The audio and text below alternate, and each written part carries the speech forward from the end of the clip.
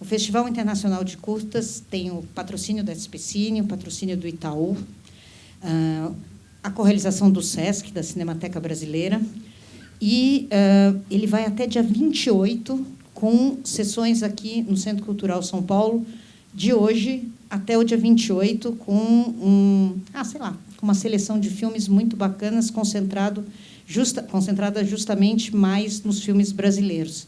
Então, venham conferir a produção dos colegas, venham fazer amigos, venham conversar sobre filmes. A gente voltou ao presencial esse ano, nessa ideia de que a gente precisa estar cada vez mais junto, num país que todo mundo sabe que está complicado, mas é que a cultura e a arte podem ajudar a ele ficar melhor, desde que a gente converse sobre isso, converse sobre saídas, esperanças, vontades e faça, né? E eu acho que o curta-metragem reflete muito isso, quer dizer, a gente não vai ter curta nenhum, tinha 600 curtas inscritos só brasileiros. Por quê? Porque crise traz também criatividade, né? Então vamos aproveitar da parte boa da crise, que é a criatividade, né? Não vamos mergulhar na crise com a imobilidade. Isso é um pouco... A gente está querendo fazer um festival razoavelmente político, tá, gente? Então, é para assistir os filmes, é para conversar com os realizadores sobre os filmes, é para falar gosto, é para falar não gosto, é para perguntar por que você fez esse filme, é para a gente trocar, porque daí todo mundo cresce, todo mundo ganha, e vocês são a nova geração do cinema, do audiovisual brasileiro, da televisão brasileira, e por isso essa mesa hoje é tão importante. Eu queria convidar a Viviane Ferreira, que é a diretora-presidente da SPCine, que é a nossa anfitriã nessa noite, né? A Viviane, enfim, é uma parceira do festival há bastante tempo e tem uma atuação que a gente, sem dúvida nenhuma, está completamente antenada com os novos tempos e com a nossa cidade, que é essa cidade tão diversa e tão especial. Porque a gente tem que pensar que São Paulo é uma cidade que tem muitos problemas, mas tem muitas soluções. Então, a gente precisa estar olhando, mirando mais para as grandes soluções do que para os grandes problemas, porque, senão, imobiliza. E o nosso convidado muito, muito, muito, muito especial essa noite é o Jefferson D.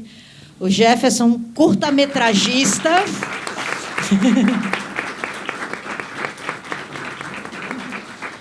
Curta-metragista maravilhoso, que fez um monte de curtas, que fez o Dogma Feijoada no Festival de Curtas há tantos anos atrás, que a gente é muito, muito próximo e a gente tem um orgulho enorme de ser próximo de um cara que ficou desse tamanho.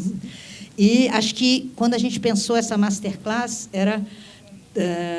eu não vou conseguir repetir o nome exatamente, mas, quer dizer, era essa ideia da gente hackear o sistema por dentro. Quer dizer, a gente precisa entrar, não pode dizer não dá para entrar.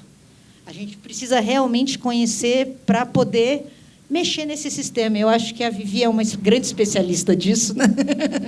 E o Jeff também. Então, essa mesa realmente hoje é muito, muito, muito especial.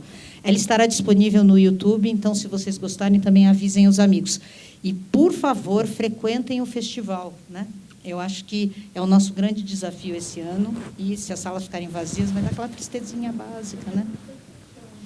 Até o dia 28 tem chão. E, no dia 28, aqui, a gente tem uma mesa que é maravilhosa, que é o final do festival. A gente abre a primeira mesa aqui e a última aqui, que é a questão dos coletivos na produção audiovisual na nossa cidade. Então, também é uma mesa bem importante, tá? E falem, conversem, vão aos cineclubes, armem cineclubes, né? Façam filmes. Bom, Vivi. Boa noite a todos, a todas, a todos. Começar parabenizando a Zita pela existência, pela persistência e pela coragem de manter na nossa cidade um evento como o Festival de Curtas Quinoforo durante tanto tempo e com tanta verdade, com tanta entrega, né? Acho que para a SPCine é um prazer inenarrável, né, ser parceira e patrocinadora de primeira hora de um evento como o Festival de Curtas. Você Vou falar bem pouquinho hoje, Jeff, porque eu acho que é muito importante para todo mundo que está aqui te ouvir, e vou assumir aqui o papel de te provocando coisas que, eventualmente, você esqueça de contar para as pessoas. Mas esse momento faz parte, né, da programação do SPCine Convida. A SPCine tem feito, né, uma série de parcerias com grandes eventos na cidade para garantir, né, o convite a profissionais de destaque no nosso setor, para trocar experiência com o nosso público. Então, né, essa atividade hoje faz parte desse ciclo de ações que a SPCine Convida, né, esse programa tem conseguido garantir.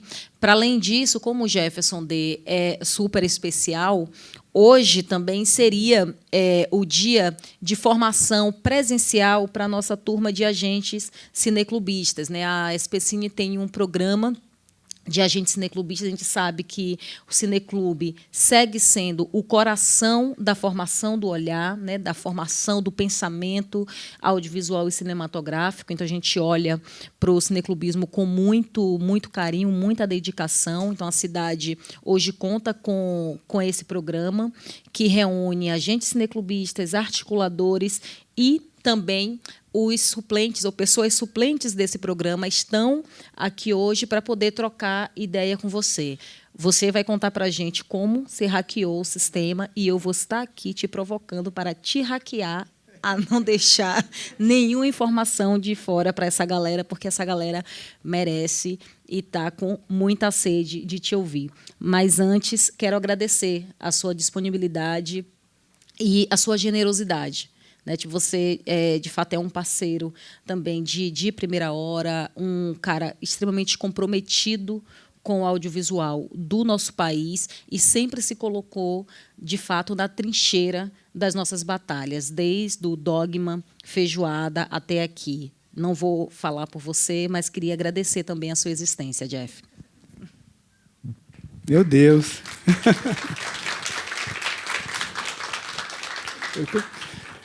Bom, primeiro que eu estou super... Deu até um calor aqui. E estou muito emocionado de estar aqui no Centro Cultural São Paulo, estar aqui agora, nesse momento. De ter sido apresentado pela Zita, produtora do meu primeiro curta-metragem, com grana ali, não sabia nem como administrar, como fazer o curta, Distraída para a Morte. De ser apresentado pela Vivi, companheira de longa data, uma pessoa que se importa com onde começou tudo. Me lembro eu, Viviane Ferreira e Zósimo Bulbo, no chão de terra de Uagadugu, discutindo cinema no FESPACO. Eu não me lembro o ano, que a gente foi mais de uma vez. 2009. Mas estar nesse lugar, nesse espaço público, no Centro Cultural São Paulo, na Sala Lima Barreto e Gerdel Filho, um lugar que eu frequentei muito, esta sala aqui, vi muitos filmes brasileiros. Enfim, estou muito feliz de, nesse momento da minha história, há poucas semanas, acho que muitos de vocês devem ter acompanhado, eu fui convidado a fazer parte da Academia Americana, a ser um votante lá no Oscar, entre outras coisas. Já há 4 anos tenho trabalho na TV Globo, nos estúdios Globo, e a impressão que dá para algumas pessoas é que o cara chegou lá, né? Chegou. O cara agora faz parte da academia, né? Ele, Steven Spielberg, Spike Lee, né? Amigo, né? E trabalha na Rede Globo, né? Uma das grandes empresas do mundo, com seus acertos e seus erros.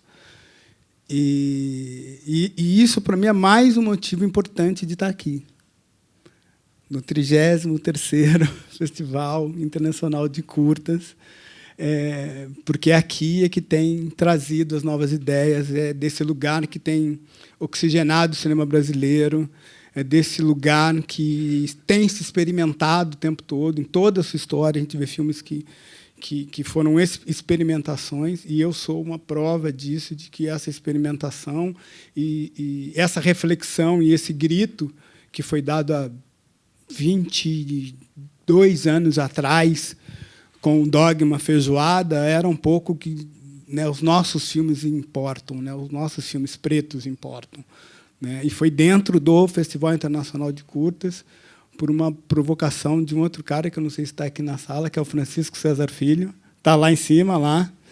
Francisco César, por favor, Chiquinho, pode levantar aí, as pessoas precisam te ver. Esse é Francisco César Filho,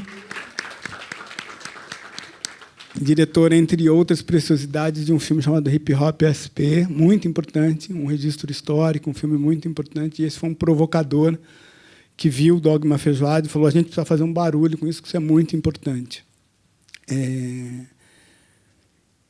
Enfim, estar no festival, estar aqui, nesse momento, para falar um pouco da minha trajetória. Eu separei aqui 4 momentos, que nem sei se Vivi, como eu sei que a Vivi conhece boa parte da minha história, eu fui buscar alguma coisa lá que ela não sabe, né? Mas eu sou um menino preto, filho da dona Sônia e do seu... Meu pai é o único cara que tem um nome, que só ele tem, né? Eu não conheço nenhuma outra pessoa no planeta, no universo, que se chame Orbelino. Então, eu acho que isso já me faz uma pessoa especial. Já me senti muito de ser filho do seu Orbelino. E eu nasci em Taubaté. E o sonho, como de qualquer outro moleque preto, era ser jogador de futebol. E meu sonho era ser jogador no centroavante do Esporte Clube Taubaté. E comecei a frequentar e jogar no time ali, até que eu comecei a ir muito mal na escola. E aí acho que foi um primeiro evento na minha existência, foi quando minha mãe me proibiu de ir para a escola, e me proibiu de ir para o jogo de futebol e me obrigou quase, falou: enquanto você não for bem na escola, você não vai voltar a jogar futebol. E aí eu fui para a escola, né? Passei a tirar notas boas, e aí acho que aconteceu uma coisa meio reversa, assim, que passei a gostar da escola, né? Passei a gostar daquele universo e tirar sempre notas boas, tal. Esse é um primeiro registro que eu tenho, assim, de uma mudança e de coisas que vão marcar a minha existência. Segundo, que eu nasci do lado do sítio do Pica-Pau Amarelo. Então, muito antes do movimento negro apontar todo o racismo nas obras do Monteiro Lobato, eu já era uma pessoa, desde a minha infância, que não gostava do Monteiro Lobato, porque lá tinha a semana de Monteiro Lobato, em Taubaté, e eu sempre, todo ano, eu era o Saci, né? Então, tinha que ir lá pôr a roupinha do Saci, e, no teatrinho da escola, eu era o cara que era o Saci. Só que o primeiro ano até que foi legal, mas o segundo eu já queria ser Emília, eu queria ser o Visconde Sabugosa, e eu sempre tive que ser o mesmo personagem, né? E não entendia por quê, não tinha ferramentas para entender. Mas por que todo ano eu tenho que ser, né, o Saci? Então, essa presença ali do sítio do Pica-Pau Amarelo e essa revolta contra o Monteiro Lobato, que também vai marcar a minha carreira, né, como realizador, essa revolta sobre o que está estabelecido. Outra coisa muito marcante na minha infância e no começo da minha história foi o fato de eu morava na zona rural de Taubaté e eu ia para a escola, pegava um ônibus para ir até a escola. E toda vez que eu ia para a escola, eu via ali um set de filmagem, né, lá em Taubaté. E era o Mazzaropi fazendo os últimos filmes dele. E muitas vezes eu cheguei atrasado na escola, depois que o portão fechava, porque eu queria ver aquele circo. Então, eu fui uma pessoa que via os bastidores do cinema, ao mesmo tempo em que eu ia ao cinema e via a tela grande. Então, para mim, esse outro lugar, né, foi muito importante. E, por último, algo muito pessoal, que foi que a gente é uma família, pai, mãe, eu e meu irmão. Meu pai já faleceu, eu sou Orbelino. E E eu era o queridinho do papai, né? Era o cara que, né, tinha o meu irmão mais velho, mas meu pai realmente gostava muito mais de mim do que do meu irmão. Problema dele, né? Ele que lute, né? Mas eu era o queridinho do seu Orbelino. E aí, num desses natais, Vivi, o meu pai trabalhava numa fábrica e ele viajou e ele voltou perto do Natal com os presentes de Natal para a gente, para mim e para o meu irmão. E eu me lembro dele ir para o carro, ele tinha um carro, não sei porquê, eu me lembro da placa do carro, a placa do carro era XE1314. Eu não me lembro de um monte de coisa importante, mas da placa do carro do meu pai eu lembro. E aí ele foi até o carro, era um Fusca, e pegou o presente do meu irmão, né? E deu o presente para o meu irmão, e meu irmão ganhou uma máquina de escrever Remington. Eu sei que muitos de vocês nem entendem que eu estou falando negócio de máquina de escrever, mas é tipo um PlayStation, assim, né? Imagina o teu irmão ganhar um PlayStation. Cara, você que é o querido vai ganhar ações da Microsoft, né? Alguma coisa assim. E aí ele foi lá e pegou e deu para o meu irmão. Pô, aquela máquina de escrever incrível, né? Acho que boa parte das grandes obras do mundo foram escritas em máquinas de escrever. Então, poxa, isso era incrível, né? E aí meu pai voltou para o carro e pegou o meu presente, né? E me trouxe o presente. E era um galo. Não era um galo tipo de gesso, bonito. Era um galo de verdade. Um galo que andava, um animal galo. E me deu o galo. Eu já fiz acho que mais de 6 anos de análise. Nunca entendi por que meu pai me deu um galo, mas, passadas décadas, eu estou aqui falando desse galo ainda. Mas eu acho que meu pai via alguma coisa e sei lá, imagina um cara entra no lugar para uma máquina de escrever e fala, mas tem meu filho querido. E aí ele para num lugar, sei lá, numa granja e compra um galo e leva para o filho mais novo ali, o amado. Então, e eu nunca entendi, mas eu só fui nesses 4 pontos do Monteiro Lobato, do futebol, do Mazzaropi e do galo, porque eu acho que são lugares que vão estar o tempo todo na minha história cinematográfica. Falou, o Jefferson está bem louco, né? Porque só é ele que liga, mas isso está muito próximo. Tanto essa contestação em relação ao Monteiro Lobato de querer definir novos papéis, quanto esses enigmas pessoais de quem somos, como que as pessoas nos veem, por que as pessoas nos oferecem galos de vez em quando. Né? E você fala, cara, mas eu sou outra pessoa. Esse universo pop, que eu acho que o futebol traz muito isso, né? Já tem Copa do Mundo, todo mundo obrigatoriamente vai parar para ver esse lugar, para participar do festival da Copa do Mundo, né? E definitivamente o cinema, esse lugar de trás, essa cozinha do cinema. E aí vou para a Universidade de São Paulo, presto filosofia, né? Deu um salto aí já, né? Mas vou fazer filosofia. Foi muito importante 2 anos de filosofia. Um curso foi muito difícil para mim, que sempre estudei escola pública. Não tinha cotas ainda na Universidade de São Paulo. E depois de 1 ano, mais ou menos, 2 anos, né, fazendo filosofia, aí eu comecei a frequentar o curso de cinema. Né? E isso foi mudando minha cabeça e fui vendo o quão felizes eram meus amigos do curso de cinema lá, entre Christian Sagar, que é do festival aqui, era sexo, drogas e rock and roll e cinema, né, cara? Incrível. E eu ainda morava no CRUSP, né, no conjunto residencial da USP. Então, imagina sexo, drogas e rock and roll vezes 4, assim, né? Era uma diversão muito grande, fazendo algo muito prazeroso, né? Eu gosto de uma frase que eu ouvi uma vez quando eu saí do curso de filosofia e fui para o curso de cinema na ECA. Foi como voltar para o 2º grau, assim, né? Porque era tudo muito, muito tranquilo.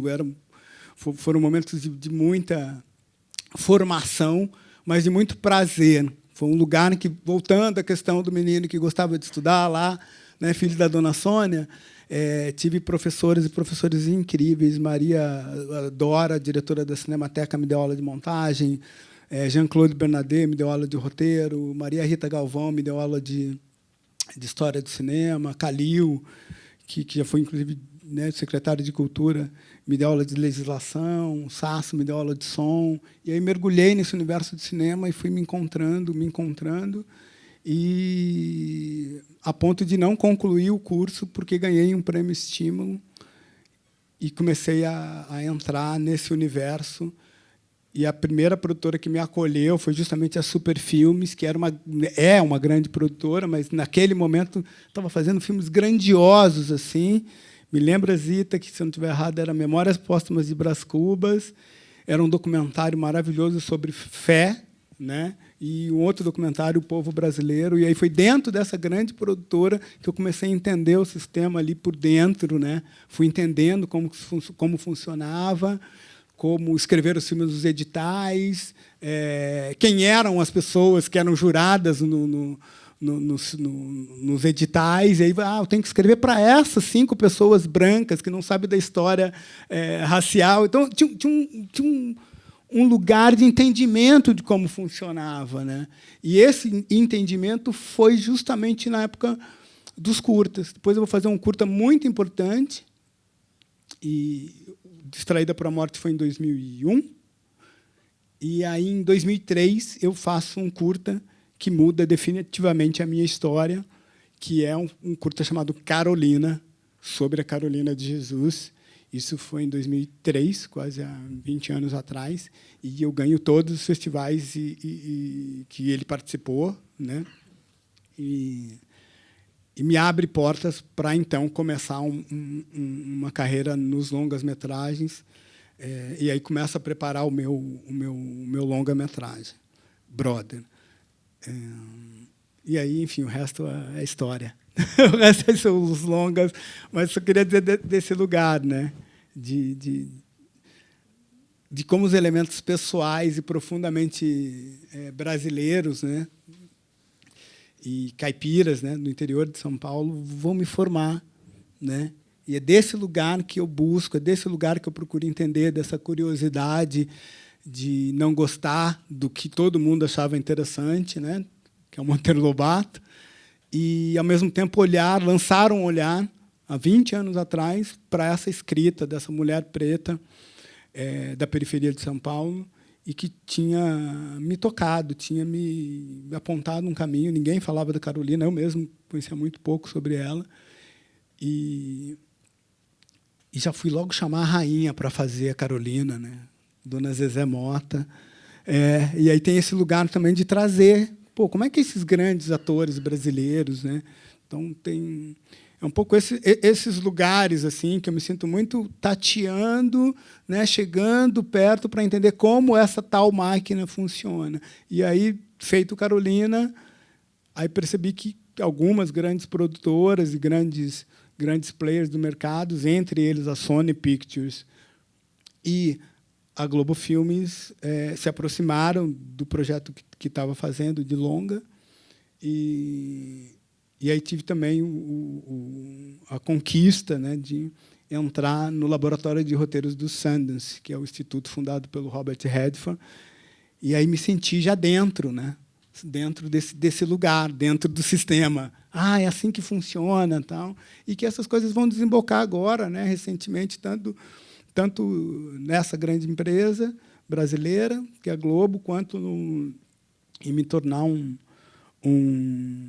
membro da AMPAS, né, tal, e poder votar a partir do mês que vem nos filmes do Oscar, tal, enfim, tá nesse espaço.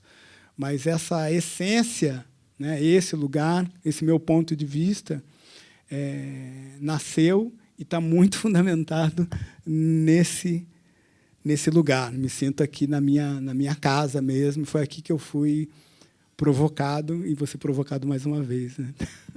Vai. É isso. Vai ser porque Galo canta. E você tem uma relação com o rap. Tem. Como é que o rap atravessa a sua vida e atravessa a sua trajetória cinematográfica? Se eu não estiver errado, acho que o primeiro filme que tinha uma trilha sonora explicitamente composta para ser rap foi o Distraída para a Morte. Me lembro de estar na sala de mixagem e o José Luiz Sasso, que é um grande técnico de som da história do cinema brasileiro, virou para mim e falou: Jefferson, eu não sei mixar esse tipo de música, não, cara. O grave está muito grande ali, vou ter que diminuir muito o grave. Até que tinha um estagiário lá, que é o Pedro Neusman, e, enfim, no final, o estagiário foi que mixou o filme, porque sabia o que a gente estava fazendo. E minha proximidade vem porque, quando eu saí de Taubaté e vim para São Paulo, eu frequentava muito o Jardim São Luís, né, a zona sul de São Paulo ali, e logo me aproximei do Sérgio Vaz, dos saraus da Cooperifa, obviamente a trilha sonora da minha vida naquele momento e até hoje, né, Racionais MCs, enfim, é o cotidiano e a crônica do Mano Brown. Então, quando eu fui fazer o meu primeiro curta, essa sonoridade começou a vir. Não era tanto uma presença de uma sonoridade mais MPB, que meus pais ouviam, de Jorge Ben, de samba rock, né, que já tinha isso. Mas, quando eu venho para cá, aí vem desse lugar, de estar lá nas ruas do Capão, de estar... Tanto é que, quando eu vou fazer o longa, era o lugar que eu escolhi para filmar, né? Porque o pôr do sol do Capão Redondo é o mais bonito da cidade de São Paulo, né? Quem nunca foi, por favor, vá lá, suba em cima do morro lá e... Zona Leste também. E o primeiro curta tinha o X da Coab 2 Itaquera. Estava lá, o X gravou uma música especial por esse curta Distraída para a Morte, foi muitíssimo importante. Mas tinha essas proximidades, né? Potencial 3, né, que é um grupo de rap importante também. Então, era o lugar que eu me sentia próximo, né? Embora era uma galera da periferia, e eu sempre morando ali dentro da universidade, ou próximo da universidade, mas era um lugar lugar dos meus, né? Então, foi um pouco dessa proximidade, assim, e que aí veio permear os meus filmes, né, a ponto de fazer o M8 e abrir com uma novíssima geração, que é o Rincon, por exemplo. E acho que as crônicas desses caras são muito foda também, né? Muito, muito. Né? Fim de Semana no Parque, Negro Drama, explica quem somos, né? Explica de que janela a gente pode olhar o mundo. Né? Um pouco... Enfim, Vida Louca, parte 1, parte 2, assim, acho que é desse lugar que eu olho também, né, o mundo. Massa. Eu vou fazer mais uma e aí eu vou... Aí, enquanto eu faço a pergunta, vocês se preparam para perguntar também. Acho que esse processo de hackeamento do sistema, acho que tem muito de entender como o sistema funciona, né? Tipo, ver de fora, depois se permitir adentrar. Mas tem um lugar que a gente vive, que é a necessidade de pagar os boletos. Como a montagem te ajudou a pagar boletos? Cara, eu estava na ECA, lá era aluno, e era bem mais jovem, e eu conseguia ficar 24 horas no ar, né? Eu conseguia dormir 3, 4 horas. Assim, eu lembro que eu editava, né? Estava ali assistente do Eduardo Escorel ali na Superfilmes, e eu saía da Superfilmes, ia para a MTV e continuava editando. Aí de manhã ia dormir na ECA, ia dormir na sala de aula lá, né? Porque tinha que pagar boleto, né? Tinha que pagar o aluguel, tinha que comer. Então tinha mas era um lugar de muita energia, né? Era até hoje, né? Mas quando estou filmando, tem esse problema de dormir muito pouco, de ficar muito excitado fazendo um filme. E mais recentemente, tanto no Dr. Gama quanto no M8, foram filmes que eu acho que eu fiz totalmente acordado, né? Porque eram filmes que mexeram. Acho que eu tenho feito, acho que esse lugar da maturidade também tem me excitado demais, assim, sabe? Eu acho que o M8 acho que é um filme incrível, assim, não porque eu fiz, não, mas é porque o filme tem uma importância, tem, e porque eu sou o diretor, mas quem atua está lá, quem fez a fotografia é outra pessoa, quem fez a música do Rincon é o Rincon, né? Ponta de Lã, sabe? É uma série, então esse lugar me excita muito e eu me lembro, assim, de pagar os boletos trabalhando no SBT. Vou ser obrigado a falar que eu editei o programa Popstars, cara, das Ruge, velho. Tá gravado, né? Mas foi legal, gente. A Serrerê e tal, né? Eu editei, cara. Meu nome tá lá. de muito aprendizado, porque era gravação, era meio surgimento do reality, né? Essa coisa do reality, que hoje é muito comum, mas não tinha esse lance, né? De grava, e depois dá para o editor cria uma dramaturgia sobre onde não tem dramaturgia. E me lembro de editar na MTV também um outro reality, que eu não me lembro o nome. Me lembro de editar um programa da Luana Piovani também na MTV. E eram muitos documentários, assim. E me lembro o dia que eu parei de editar. Foi um dia muito estranho para mim, que eu tive que... Tinha um músico enfim, o Herbert Viana tinha sofrido um acidente e tal. E, em geral, as pessoas deixam a matéria pronta, né? Tal. E foi um dia que eu falei, pô, não quero mais fazer isso, não, pelo menos não desse jeito. Não quero mais ser editor, não. O Herbert Viana tinha sofrido um acidente, e aí chegaram para mim com umas fitas e com off. E aí, quando eu... edita isso aqui rapidinho, que a gente precisa deixar isso pronto. Tal. E aí o áudio dizia sobre a morte do Herbert Viana e eu tinha que ilustrar com as imagens, né? E eu falei, não quero fazer mais essa porra, não. Não quero editar mais, não quero mais ser editor. Aí, uma coisa que perdeu o encanto, assim. E aí eu consegui sair da MTV, porque eu não queria mais fazer aquilo lá. Isso foi um fato. Aí o outro foi que eu estava editando alguma coisa com a Aide Lacreta na Superfilmes. Eu não me lembro do documentário que era, acho que era O Povo Brasileiro, talvez, um documentário. E eu me lembro da Aide Lacreta, que é uma grande montadora brasileira, junto com Vânia Debs, uma entidade importante que se tornou, faleceu há pouquíssimo tempo, mas uma professora incrível de edição. Mas eu me lembro de estar com a Aide, eu ajudava a Aide Lacreta e ajudava a Vânia Debs. E a Aide Lacreta um dia falou para mim, ela estava editando e eu ficava opinando do lado dela, assim. Por que você não corta aqui, edita ali, né? Junta ali. E ela falou, pô, Jefferson, por que você não faz um filme seu, então? Né? Tá. E eu fiquei muito baixo astral, né? Com a dura que ela deu, mas segui o conselho dela e fui fazer meus filmes. E eu sou muito grato à Aide Lacreta por me detonar naquele dia, ali, por opinar tanto na edição de outra pessoa. Mas, para mim, tem esse lugar de entrar nesses sistemas, e eu acho que o editor... esse lugar da edição numa obra, ela é muito fundamental. Tem muitos filmes que fazemos, né? Tem muitos curtas que muitos de vocês já fizeram, que ele ganha uma força ou perde uma força ali na sala de edição. Eu acho que quem exercita, quem sabe editar e tem pretensão de dirigir, é um bom lugar, assim, para entender como é que você pode ter...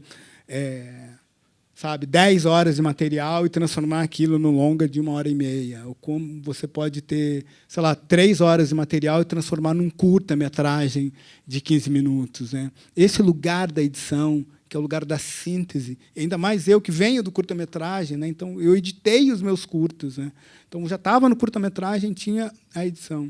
E pude exercitar, além desse lugar mais autoral, na questão do boleto, eu pude exercitar isso dentro dessas grandes corporações, dentro do SBT e dentro da MTV. E aí foi um contato muito interessante, né, de saber o que eu fazia, de repente estava ali para milhões de pessoas, né? No SBT muito mais, né, que era, né, pegava uma fatia muito maior de espectador. Então algo que eu faço ali que era muito solitário, aí de repente se colocava no ar à noite ali na televisão do Silvio Santos e todo mundo comentando no dia seguinte quem tinha sido eliminado e quem permanecia, né? Então, isso é muito, muito, muito legal você criar essa dramaturgia. Para mim foi um lugar também de juntar esse lugar de pagar o boleto com o exercício da criatividade, dentro do lugar que é possível, óbvio, né? Quem montou seus longas? Eu. eu dividi com o Quito Ribeiro, o M8 e o Brother.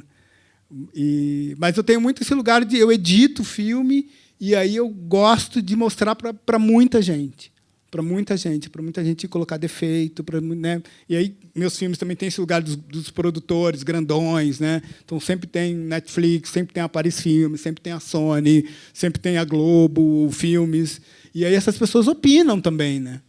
As pessoas Então, as pessoas falam muito, né? Então, tem esse lugar também de manter a tua estrutura, teu objetivo, né? Sobre o que eu quero falar, né? Só quero voltar numa coisinha muito importante assim que aconteceu quando você falou do rap e essa coisa do sistema. Eu me lembro quando eu fui fazer meu primeiro longa, eu fui numa reunião na Sony Pictures, na minha primeira reunião na Sony, e tinha uma porta de vidro assim ali na Sony, na Berrine, né?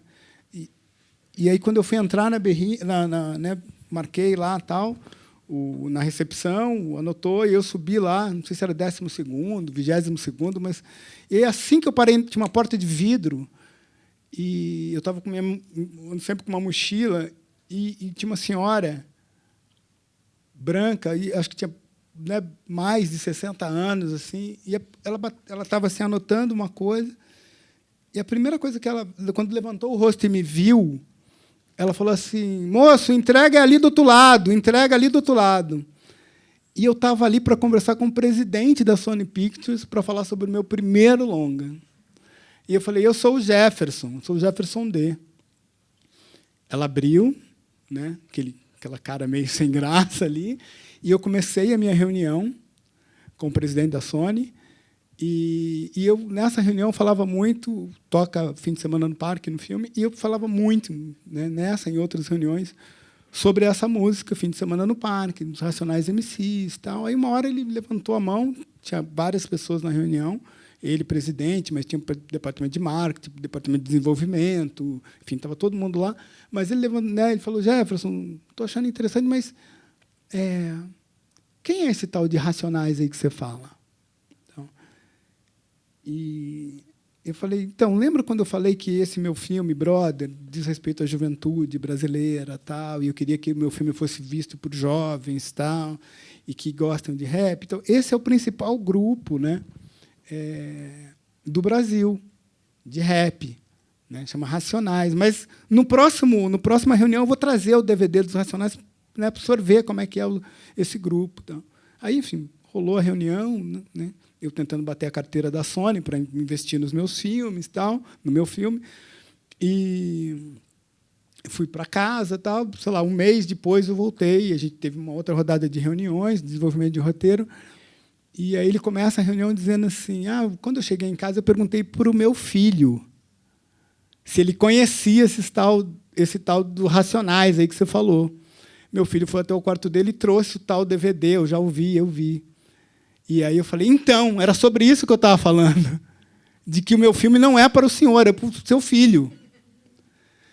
É um pouco esse lugar de explicar para esses senhores que ficam no ar-condicionado, na Berrine, determinando o que é e o que não, onde vamos investir ou não, onde não vamos investir. É esse entendimento que eu chamo um pouco desse hackear por dentro, entender um pouco da cabeça desse cara e dar uma volta nele, não por mim, né, mas pelo próprio filho do cara, né?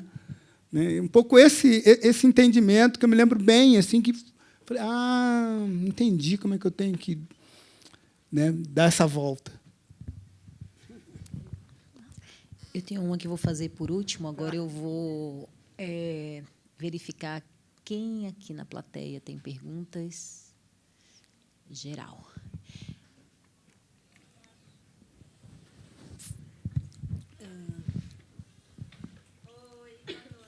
Não, vai chegar aí, porque, como a gente está gravando, é sempre bom poder ouvir, né? Enquanto eu estou falando aqui, está indo o penúltimo capítulo da novela que eu estou dirigindo lá na Globo, Além da Ilusão. Mas depois eu vejo. Vai estar na Globoplay. Muito casamento, tem casamento, tal, gravidez. Eu falo isso, mas está com uma cara de que ninguém vê a novela, né? Tudo bem, gente, não tem problema não. Todo mundo só vendo lá o Juve, lá, a Juma. É porque a novela é para a mãe da galera. Mas a mãe está vendo, a mãe, a avó, está todo mundo grudado lá no... Boa noite, Boa noite. Aline. Oi, Aline. Oi, eu faço parte do Cineclube SPCine, eu sou uma das agentes. Ouvindo a sua fala, assim, é uma coisa que eu tenho me questionado há muito tempo como atriz, que eu sou atriz também, e como realizadora audiovisual. Até onde a gente vai nesse hackeamento, pensando que é um sistema branco, né, que são os brancos que mandam e desmandam porque eles têm um capital. Então, até onde a gente vai dentro desse hackeamento? E já, aproveitando essa minha pergunta, até onde a gente vai, se você tem autonomia justamente para trabalhar e falar sobre as suas demandas, como uma pessoa negra, né, do audiovisual, se você consegue ter essa autonomia falando com esses grandões, assim.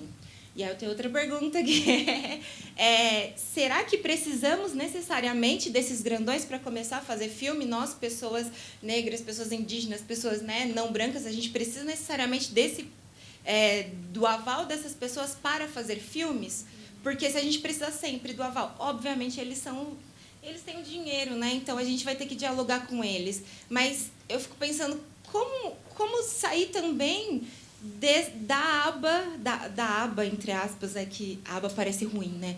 Como sair da...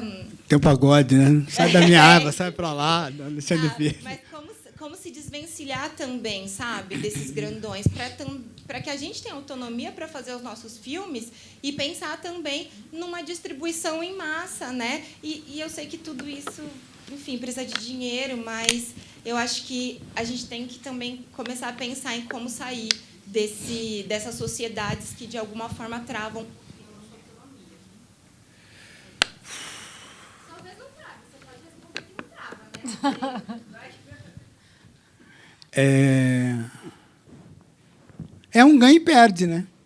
É um ganha e perde. Você vai falar assim, tá bom, mas como é que você conseguiu fazer o Dr. Gama nos estúdios Globo? Com eles investindo mais de 3 milhões no filme sobre um dos negros mais importantes, se não o mais importante, no processo de abolição do Brasil. Sabe? É um ganha e perde o tempo todo. Né?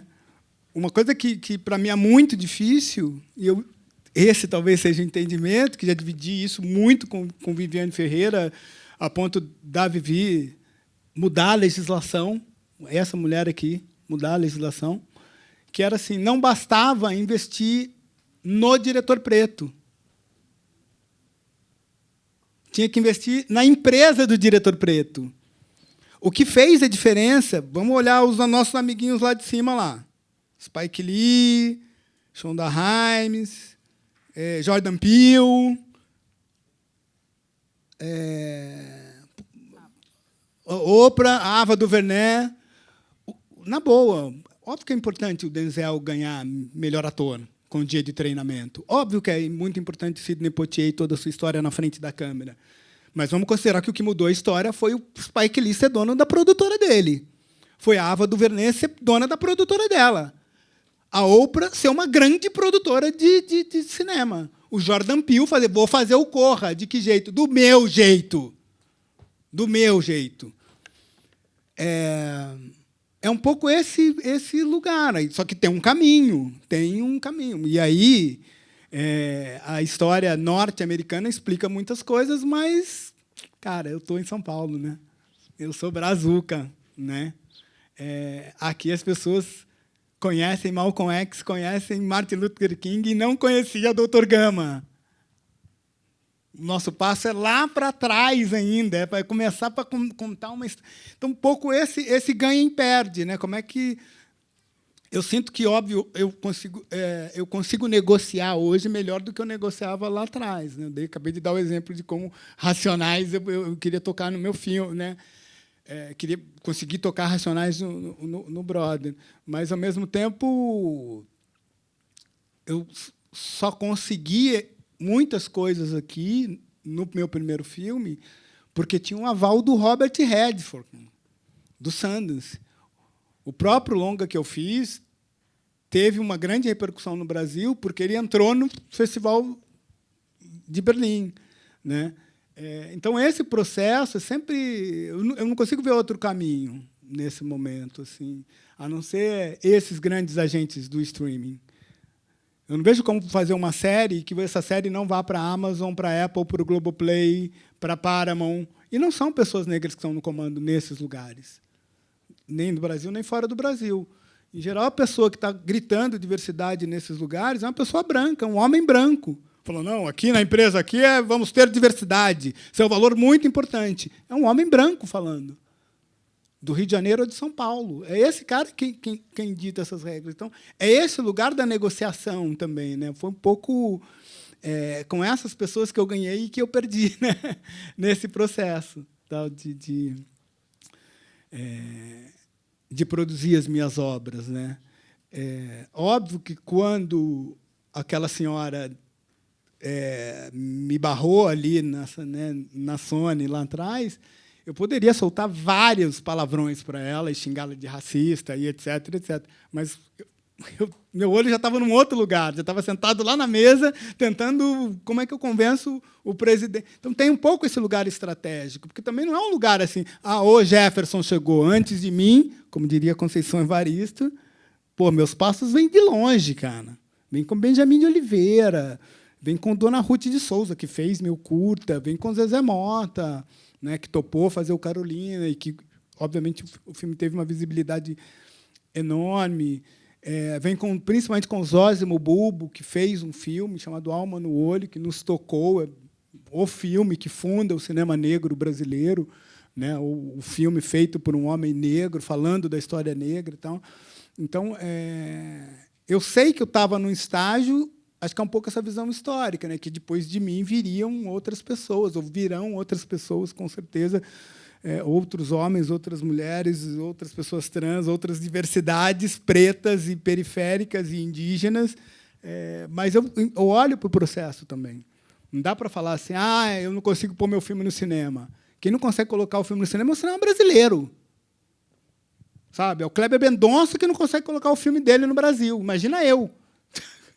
É um pouco esse lugar. Quando o Wagner Moura fala, tá ruim para mim, você imagina para nós, cara. Quando ele vira e fala, não consigo colocar Wagner Moura, não consigo colocar o Marighella, velho. Imagina para a menina preta que fez o Dia de Jerusa. É um pouco... Então, não dá para não fingir, né, fingir que não está vendo essa complexidade toda que é ser cinema brasileiro. Né? Eu já esqueci da outra pergunta. Cara. Mas esse processo de negociação que é muito difícil, muito desgastante. Eu sou um pouco diretor, produtor também, né, e abri minha produtora. Tá?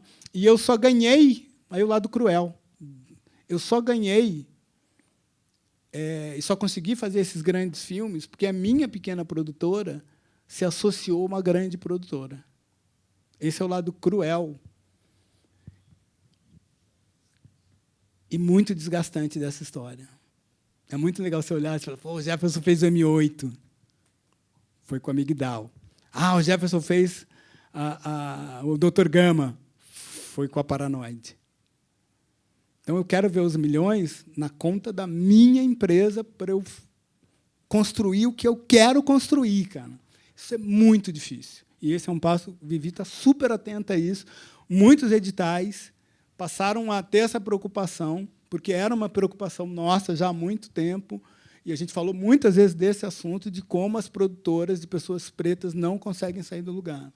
E esse, falando de economia, né, esse é um assunto que a gente olha para os irmãos da economia mais desenvolvida do mundo, né, talvez um dos cinemas mais diversos do mundo, é dessa forma que eles se desenvolveram. Né? Esse é um grande exemplo para mim. Né? Acho que é isso.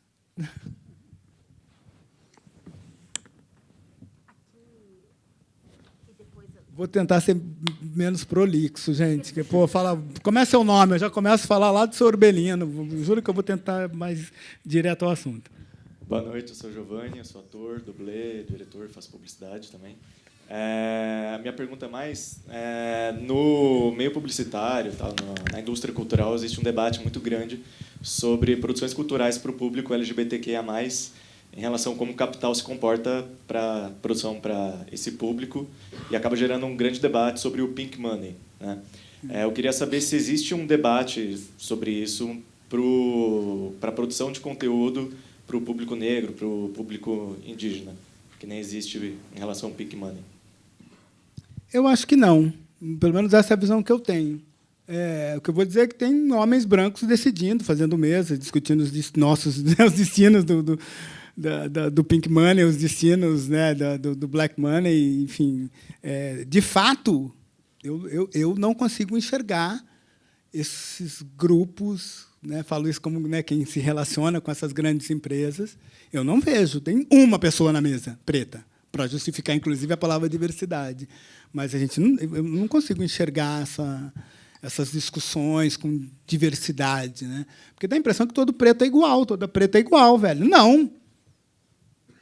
Eu penso cinema muito diferente da Vivi. Vivi pensa muito diferente de Joelzito, que pensa muito diferente de Pilar, que, enfim, de outras pessoas, né? É um pouco imaginar que todo homem gay é igual, né? Fala, não, existe uma diversidade. Né? Tem uma coisa que eu repito sempre sobre nós negros, assim, a gente não saiu no mesmo navio, não foi trazido para cá, acorrentado no mesmo navio, não fomos capturados no mesmo lugar, não viemos ao mesmo tempo, não viemos para os mesmos lugares. Por que não? Então, por que a gente tem que pensar igual? Então, também, participar desses espaços é respeitar a diversidade preta. Né? Repito isso em relação à questão de gênero e, principalmente, à questão indígena. Imagino que tenham grupos que pensam absolutamente diferente questões para o Brasil. Né? Particularmente sobre a questão negra, o que eu vejo é que a gente pensa diferente. Né? Tem amigos e amigos que não se propõem a abrir nenhuma discussão com essas grandes corporações. Né? Nem com Globo, nem com Amazon, nem com Netflix, com ninguém. Quer fazer, velho. Né? Quando eu pego um vídeo desses caras no YouTube, eu falo, aí, meu, tá louco? Tá pondo no YouTube? Tá achando que o YouTube é o quê? Tem um pouco esse lugar, né, também da contradição, ou da ingenuidade. Né? Mas eu sinto que né, no mercado publicitário, principalmente, é muito lá de cima e vem as soluções sobre diversidade para nós. Essas grandes corporações ainda estão nesse lugar. Né? Muitas delas ainda têm. Né? A gente precisa de executivos e executivas negras ganhando a mesma bala, né? o mesmo patamar ali, e discutindo possibilidades do mercado mesmo, né? Com respeito à diversidade, à nossa história. Boa noite, eu sou a Vânia, eu sou coordenadora executiva aqui da Quinofórum, faço o festival aqui junto com a Zita. E eu queria perguntar, Jefferson, porque você está acessando um lugar que, para a gente, às vezes, não é tão comum. Eu queria saber, em relação à voz que você tem, como que é essa relação à voz negra nesses lugares, porque a gente está lidando, eles lidam com a gente, às vezes, como diferente. Então, como que a gente trabalha isso no dia a dia? E tem alguns anos já que a gente já vem discutindo na Quinofórum como trabalhar essa questão do jovem que está hoje, quer ter sua produtora, se estabelecer nesse mercado, até pela questão de pagar boleto, pela questão de ter uma carreira, de não precisar fazer os filmes no momento alternativo. Eu fui de coletivo, eu sei o que é isso, da gente não conseguir fazer só nos momentos que davam. Tal. Acho que é a realidade de muita gente aqui.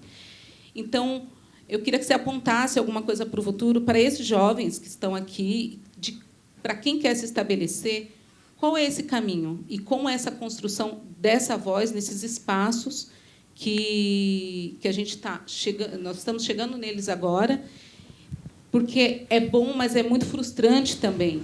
Então, eu queria que você falasse dessa voz. É uma voz pequenininha, realmente eu tenho acessado, tem reuniões que eu vou assim, nossa, eu estou aqui nessa reunião aqui, né? Para mim é muito novo, né?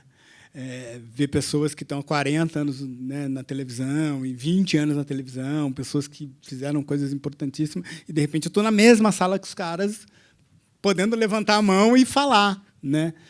Mas é uma voz pequenininha. E, geralmente, querem que eu fale sobre questões pretas. Só. Temos aqui uma série sobre Marielle. Traz aquele pretinho lá de São Paulo, lá, como é o nome dele? Lá é Jefferson D. Jefferson D. Não, D. Traz. É um pouco esse, às vezes é um pouco esse lugar que me querem para falar desses assuntos.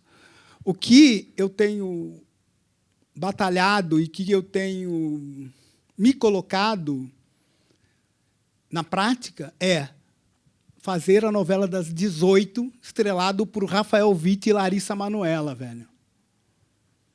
Porque tem um aprendizado aí. Tem um lugar que é você rodar um capítulo e esse capítulo ser visto por 40 milhões de pessoas, uma semana depois. Eu queria ter essa experiência. Né? A gente está no curta, que é dos milhares. A gente vai para o longa, às vezes bate nos 100 mil, 200 mil.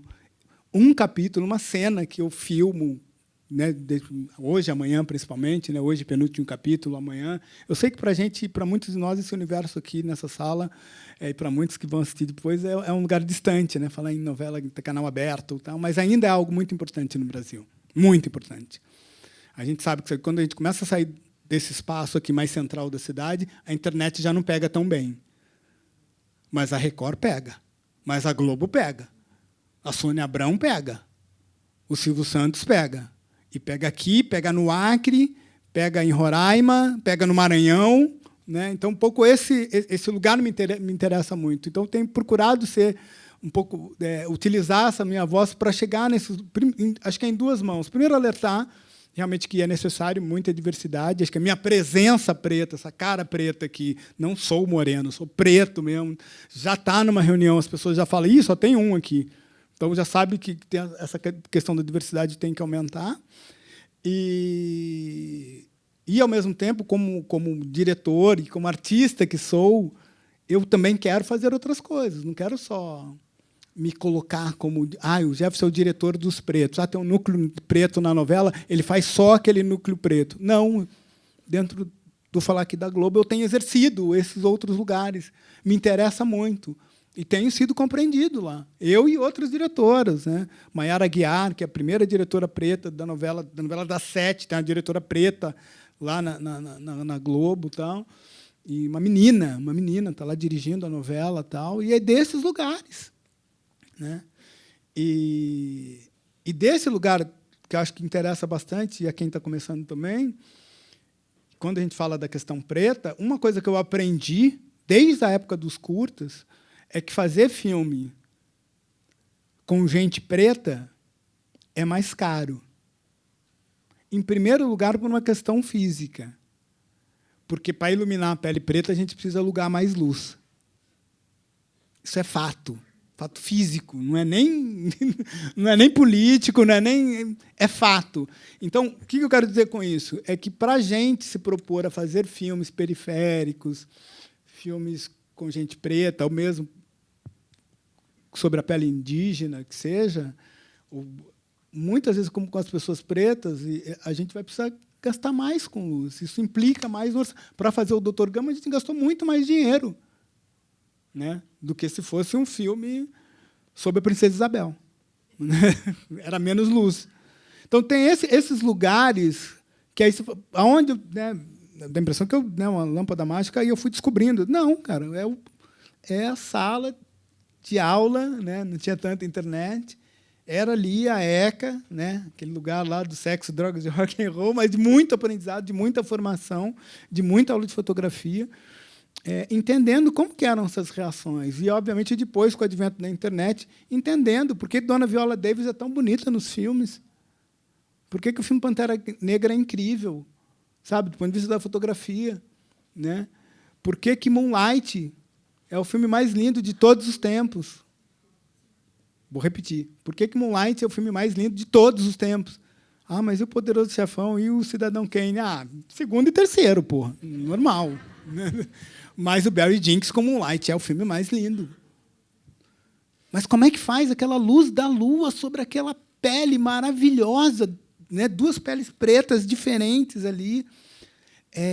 Essa delicadeza que custa tempo. Então, assim, a gente que está começando, e falo agora, tem que ter esse lugar do entendimento, do quanto custa, do teu tempo que vai levar, e, ao mesmo tempo, esse lado da negociação, também, né, negociar, né, esse lado que agora negocio de maneira mais intensa, num outro grau ali de autoridades, né, e com mais dinheiro, né, com mais orçamento.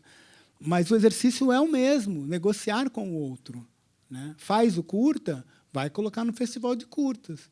Ou, quero fazer um curta e colocar no Festival de Cannes ou no Festival de Gramado. Muitas vezes o curta tem que ter 15 minutos. A pessoa vai lá e faz o curta com 22.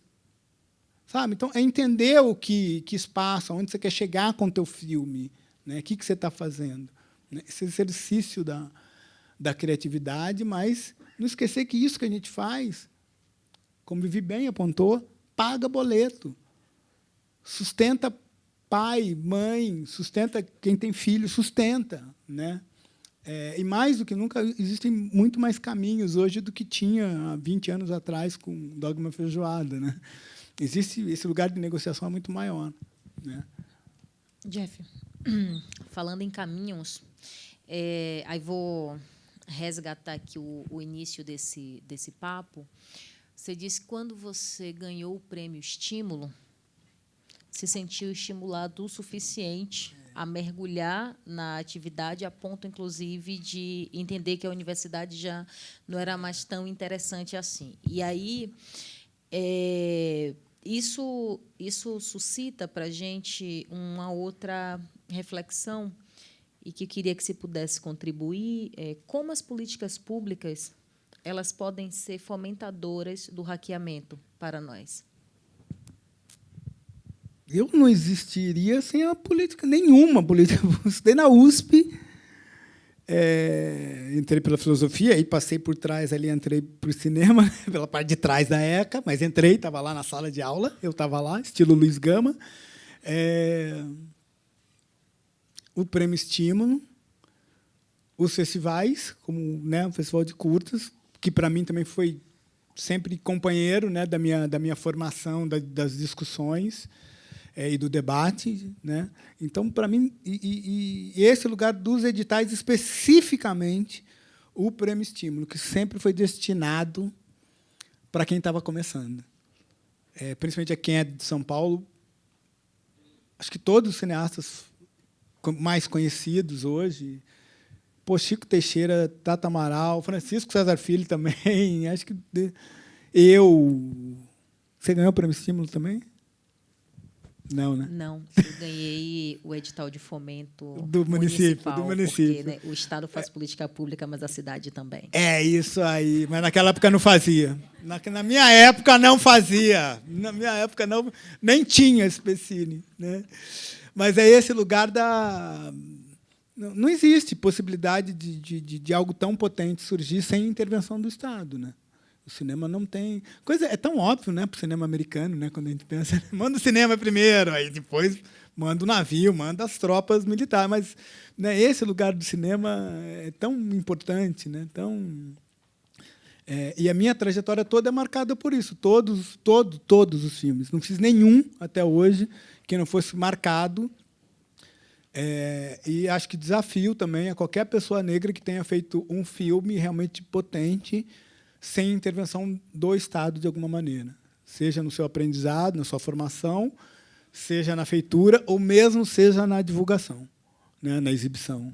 Então, esse lugar do Estado, na democratização e na diversidade, ele é fundamental, não é uma opção. Vou utilizar o Estado, ou quero, né, o Estado sim ou o Estado não. Não, o Estado necessário mesmo, né, nesse lugar. Tem uma mocinha ali bonita me dizendo, acabou. Chega. Então, eu vou agradecer, né, a presença do Jefferson, agradecer ao festival de ter aberto esse espaço.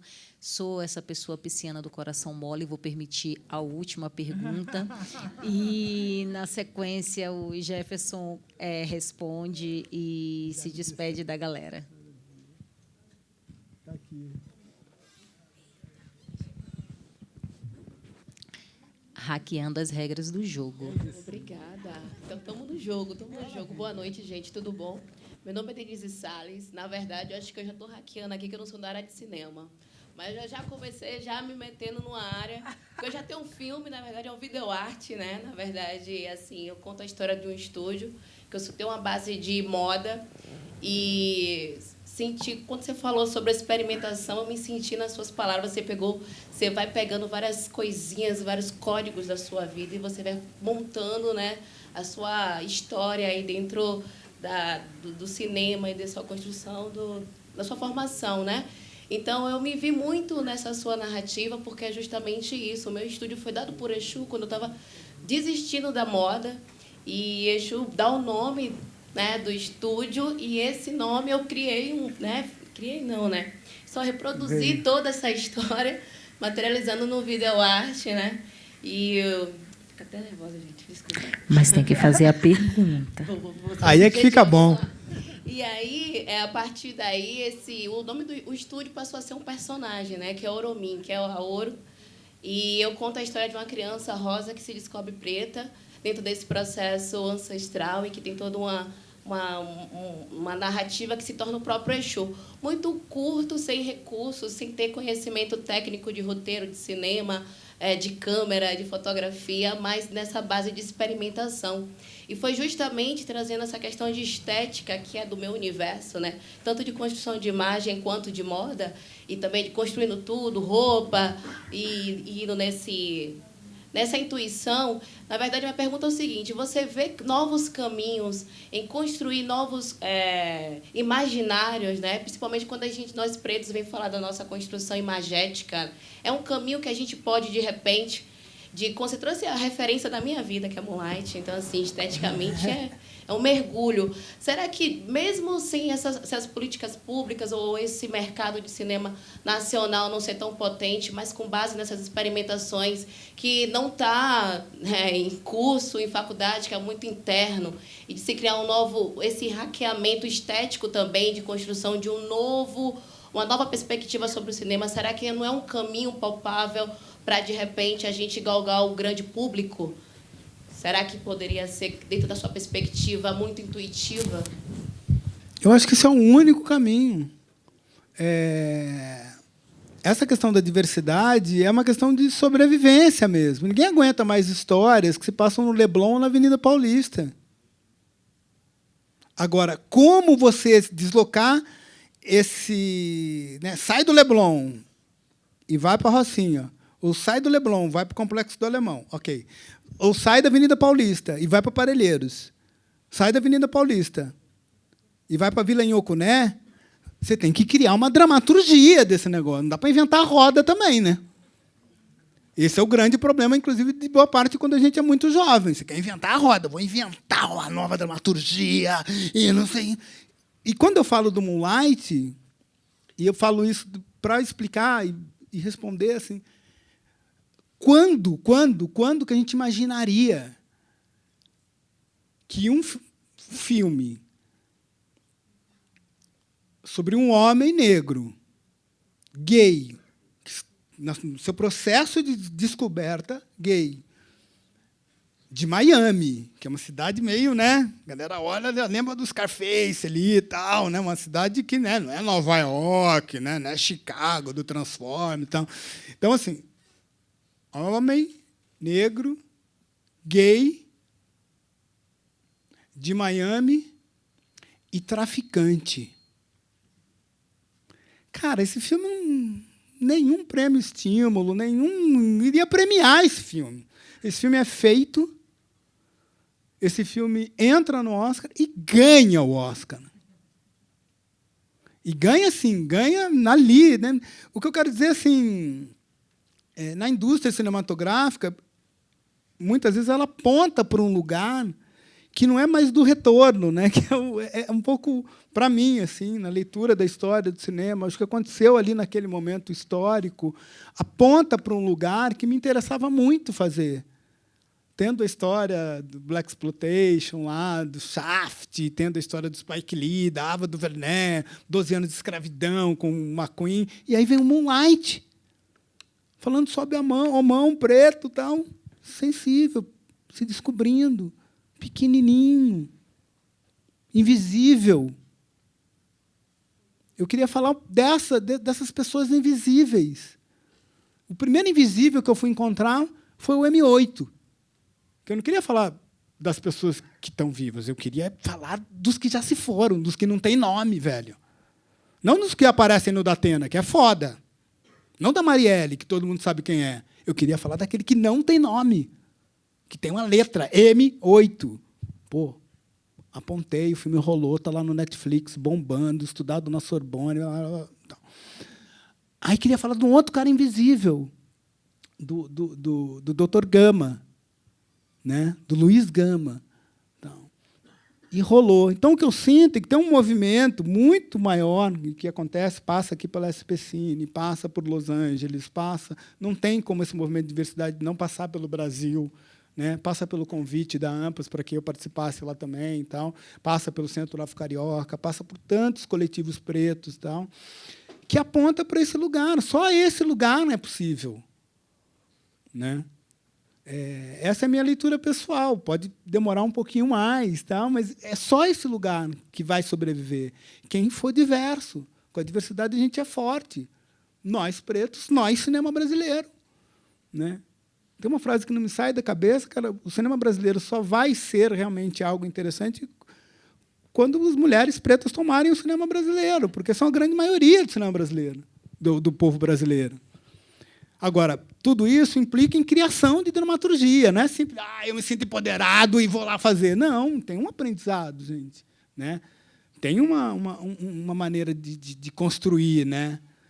Para aquilo que eu falei, para ver a Viola Davis linda, eu preciso de luz, eu preciso de uma série da maquiagem preta ali, né?